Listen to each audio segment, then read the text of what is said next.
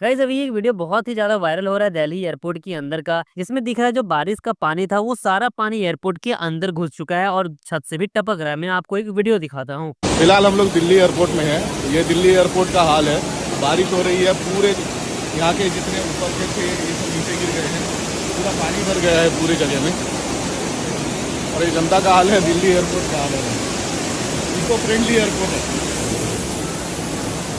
अब गाइस आप क्या सोचते हैं इस चीज के बारे में, नीचे कमेंट करके जरूर से बताइएगा।